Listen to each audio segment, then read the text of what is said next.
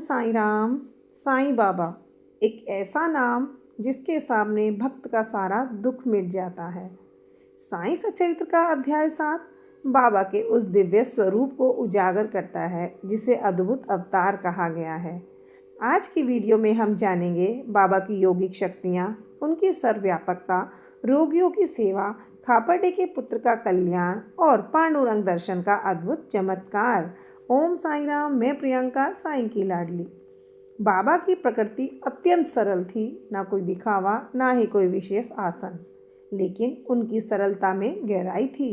वे भक्तों को सिर्फ एक ही संदेश देते, श्रद्धा और सबूरी।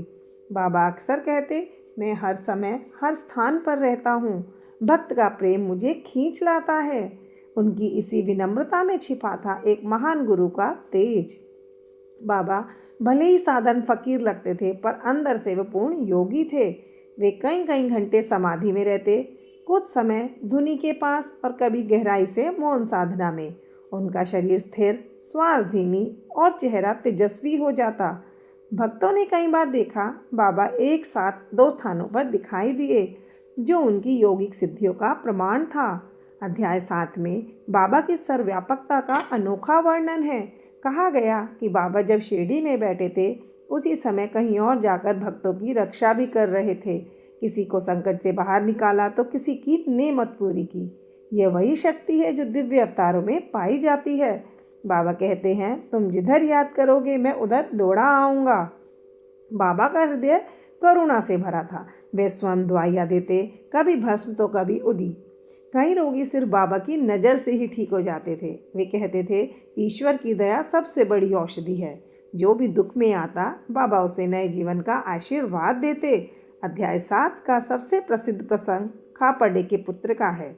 उनका बेटा गंभीर बुखार से पीड़ित था, किंतु बाबा ने उन्हें आश्वासन दिया, चिंता मत करो। बाबा ने उस बच्चे के कष्ट को अपने ऊपर ले लिया। बाबा को अचानक तेज बुखार आया, लेकिन जैसे ही उनका ताप उतरा, उसी समय बच्चे की बीमारी दूर हो गई। ये सच्चे गुरु की करुणा का प्रमाण है, भक्त का दर्द अपने ऊपर ले लेना। साईं सच्चरित्र में वर्णित है कि एक भक्त ने बाबा में पांडुरंग का रूप देखा। भक्त को लगा भगवान पांडुरंग स्वयं बाबा के रूप में उसके सामने खड़े हैं। बाबा की आंखों में वही कृपा, वही तेज। यह दृश्य इतना दिव्य था कि भक्त के आंसू रुक ही ना पाए।